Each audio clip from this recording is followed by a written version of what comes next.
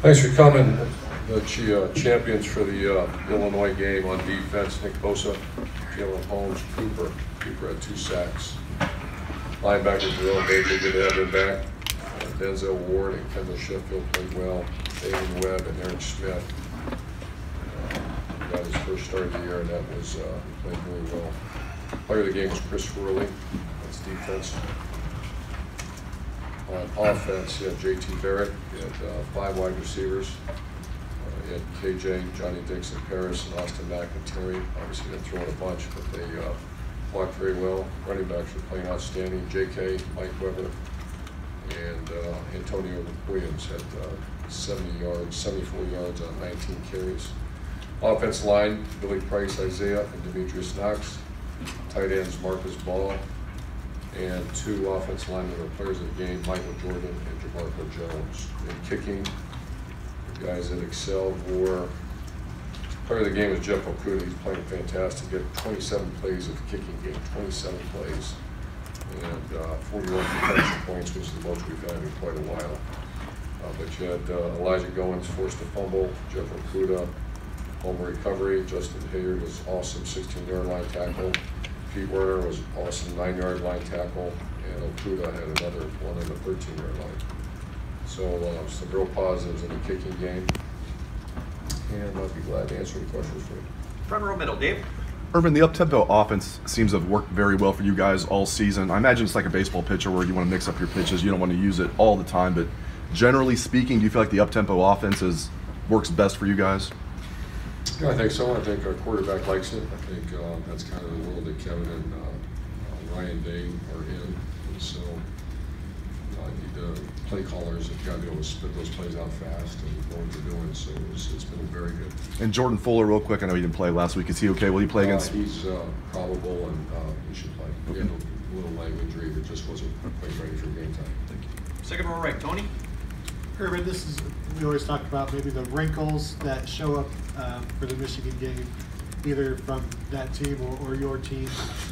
Is that a real thing? Are there wrinkles that you say for this game? And have you seen things that you don't see, over the last 5 years in this game? Have you seen things in this game you don't see throughout the season from them? I'm not sure. I don't know what you said. I am always said about the wrinkles in this game. Not you, but like when we talk about wrinkles, do you save stuff for this game? You can't now. This conference, we're in the east side of arguably the toughest conference in America. So I don't just go play the game, try to go win. I don't think, I've heard days in the past where you say the big 2 when the days are done. So. Front row left, Mitch. Urban, why do you think it is that J.T. Barrett is not as loved and respected by the fans as he is by you and his teammates? We got a big game this week. Yeah. Front row right there, Bill. Michigan has at times come into this game with a struggling offense. They seem to, especially when he was 13, play very well. Do you expect them, even though they've struggled on offense, and obviously have a quarterback question, do you expect their offense to play their best game of the year? Absolutely. And just because of the game? It's the history of this game. Most teams play their best. And for you, this is your 6th game. Can you just describe just how different this week is for you? I think everybody knows that. It's a big week. Third row left, Dan. Rashawn Gary and Maurice Hurst, their defensive linemen, are a couple guys get a lot of attention. I know you're probably starting your film study for the week, but just from watching them over the course of the season, are they guys who stand out? We're not just starting our film study for the week. It's been going on for a long time. Yeah, they're very good players. They're both very highly drafted, both NFL players too. Donovan Peoples-Jones on the other side, freshman, I believe he had 4 catches this past week. Is he a guy you see starting to come along for them? Yeah, we recruited him in a lot of respect. Really, really talented guy. Great size, great speed, and it's really starting to play well. Front row left, Bill. Urban, you mentioned after the game that your offensive line is maybe the most improved or one of the most improved units on the team. What's different? I know last year you guys were young there. What's the growth you've seen in that group now through this season? Maturity. I think Jamarco Jones and Billy Price have really helped stabilize that. And Isaiah's a year older. When there's mistakes made in recruiting, guys are forced into playing time before their time. Michael Jordan should have played as a true freshman. That wasn't recruit a guy to come in and start as a true freshman. That's because some other guys were not performing well enough, and you get forced into it. So that happens at other positions, and sometimes you deal with early entry in the NFL draft. Other times you deal with guys that are not developed and aren't what we thought they would be by this time. So that's what happens. And then Mike Jordan was player of the game. You've remarked a little bit about how Demetrius Knox is playing well. For this offense in particular, when the guards are rolling, like how important is that? What does that do for your offense? Well, base play is a good question. Base play is a zone scheme. We want the big wide ass. Probably shouldn't say that big. To move defensive linemen, you need to have the big guards in this offense. And zone schemes, that's a prerequisite to be powerful coming off the ball. Those two are good at it. Front row left, Doug. I'm sorry to keep asking about sort of like the JT stuff, but we know who JT is, right? What he's done in his career here. When you got here, all the things that you do as a coach when you come to a new program, to identify and go get the quarterback that you think is sort of gonna, we gotta go recruit our first quarterback that we think is gonna be the guy here. All the things you gotta do. That's an obvious question, but how important is that when you went out and found JT to be that guy? I'd like to take credit, but I got to give credit to Tom Herman on that. It was bizarre. You had Mitch Trubisky, you had Mike Zaire in state here that we were very, very interested in. And I would just hear a couple of weeks, and then we start going, and hey, let's get down here and meet him, let's get him to campus, and then all of a sudden, no, I'm not going to come to camp, I'm just going to commit somewhere else then. And I was just shocked by the whole scenario. They're obviously both of those two very good players. And then I'm thinking, holy cow, this is going fast. And so Tom Herman found JT and came to me and said, there's a lot of trust in Tom, and I didn't know Tom very well. And obviously did a very good job finding me. And does it, JT, when we talked to him after the game the other day about the Michigan game, he's a Texas kid, but obviously by now, he gets this game so much. Does everybody get it? Like once they get here, and I know we've asked about it a lot over the years, but once you get them for a couple weeks, and once they get through it the first time they play it, does everybody get it? This rivalry is not a 1 week deal. It doesn't, hey, let's get this thing going. This is something that, and I learned that from Woody Hayes, from Earl Bruce, from Jim Tressel, and I just think it's in your blood, it's in your DNA, and to say everyone understands that right now, I don't think so. Say Wyatt Davis or another out-of-state young player, Elijah Gardner, probably not yet, but they will. I would say the ones that are playing have a pretty good indication. Front row right, Tim. Urban, what does it do for a team, for an offense, to have the running game going the way you guys have it going right now? The offensive line coming to maturity and stuff. What does it just do for the group? That's the foundation of any good offense, is the offensive line. We were blessed for 3 or 4 years out of the best in the Big Ten, and then we did it. And it was hard. It's hard to create plays where that group is not your strength of your team. Right now, there are one of the strengths of the team, and it's this one, because this D-line is your real deal. But knowing that you have a very stable and very strong group up front, that's going to be here long before us and long after us. That's the foundation of a great offense. But obviously coming out of the Iowa game, you guys decided to lean on that group against Michigan State and then last week, right? Was that? Do you remember y'all having conversations about it, or is that just the way it evolved? I'm talking about the way it evolved, and we have 2 very good tailbacks get the ball in their hands a little bit, and done a good job. Yeah, and let's say, following up a little bit on what Doug asked you, but I think 4 of your captains, maybe 5, are from out of state, yet they get this game. How much is it indoctrinated through the year? Can you explain to people how much y'all emphasize it? Well, just throughout the facility, and just, I would say, darn near every day you're here, you get reminded of the game. from Coach Mick in the offseason to myself during the spring ball and training camp. We had periods devoted to this game during practice. And, I mean, you'd have to be something wrong with you not to figure this one out. Can I add one last question? I don't know if you heard the news. Terry Glenn, former I just heard that yeah. minutes ago. Yeah. Did you know of him much? Oh, sure. Yeah.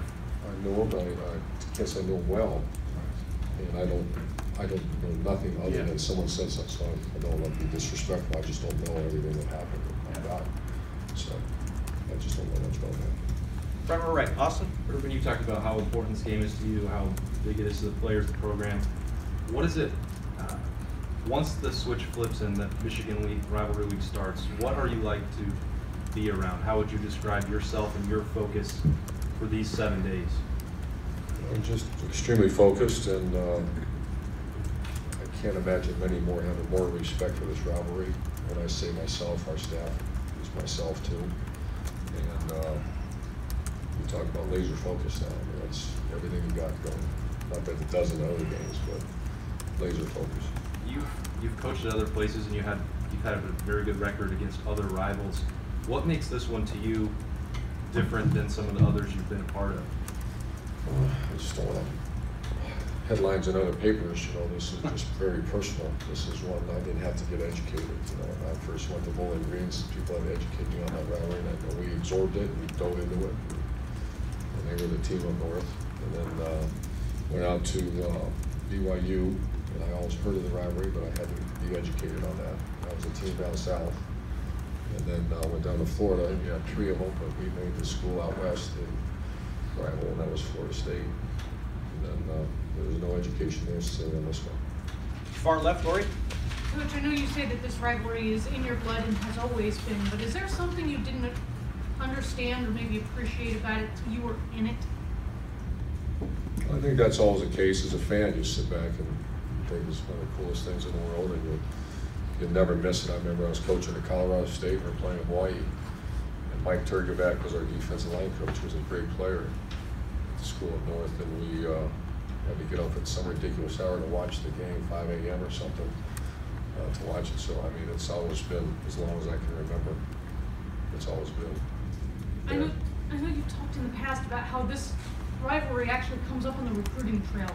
Are you always the one bringing it up, or are there people who ask you about, you know, the chance to be a part of this week? I think, especially when you come here on visits and you start seeing, I mean, once again, something's not right if you're walking through the hallways and you don't recognize this rivalry and the respect we have for it. So it comes up quite often. Got time for just a couple more. Second row left, Ari. Urban, you talked about a lot of your players being from out of state and having to educate themselves on it.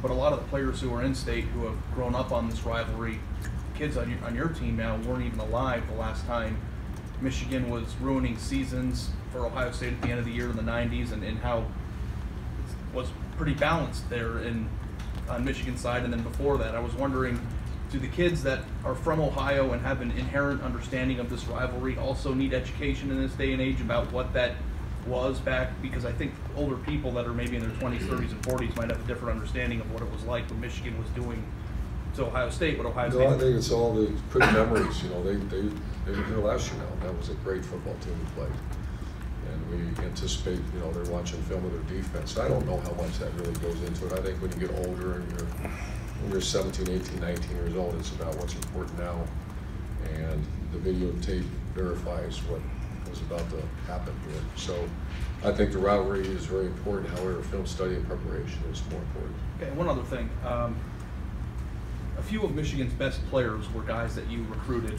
pretty closely, and at one point maybe thought you had a really good chance at landing. Can you put in perspective at times if there's extra pressure or extra, you know, just extra pressure for you guys to sign kids or to get kids that maybe Michigan is heavily recruiting? Ridiculous pressure. Because this is the time where it kind of shows up, and can you give me some insight a little bit about like what it's like? No, I can't, but it's ridiculous pressure. All right, thanks. Final questions over here to the right, Clay. Has your approach to the game changed since 2012, or since its work? No, it's every team's different. You know, we had 5 starters in our offensive line. We're from the state of Ohio, 2012, 13, I believe 14. That's not the case right now, so I just watch it really closely. I wish they would, I'm not saying that, you didn't have to worry about those things, but I do. I want to make sure that when you do recruit a young man out of Texas, Aaron Brown and Jeff Okuda are going to be very important guys, came to Sheffield in this game, that they understand the magnitude, but that's not so much my job as the leaders of our team. Their quarterback thing has been unsettled. Is it because they seem to do the same things? Is that helpful regardless of who they play? Yeah, they're going to be a downhill rushing team. That's pretty much been their MO.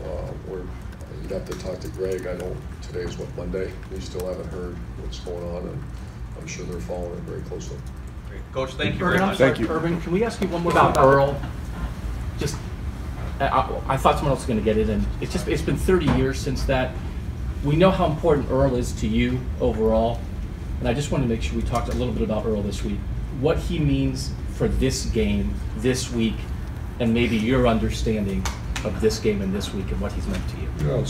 He was very important in my understanding of the game. I was a fan until 1986 when I walked through the doors, and it was every day. And I learned that from him. I mean, every day there was conversation about that team. And it was back when Bo Schembechler was coaching for them, and Coach had, I think he was 5-4, only winning record against Coach Schembechler. I mean, he taught me the intensity and the incredible respect. There's no one who respected the rivalry more than he did here. I learned that from him. But you also learned the emotion that a team can summon. In '87, when you guys go up there, he's been fired 5 days before. What do you remember just about that team, that game that still right resonates? in my office where I am now, when Rick Bay called us in at about 2 o'clock, maybe 1:30, and said this would be Coach's last game, and Coach had his face down on his arm, and I was like, oh my God, is this really happening? And then we went out and had a practice. It was a circus, and planes flying overhead, and people showing up. And the band went out to his house that night, and they were a very good team, obviously, and we were struggling, and went up there, and Carlos Snow had a big play, about a 70 or 80 yarder. Everett Ross caught a pick touchdown, and a little pick route on him, and found a way to win that game. And it was very emotional to see him win that game. If I remember right, Bo Schembechler went over and congratulated him as well. Thanks. Thank you for doing that.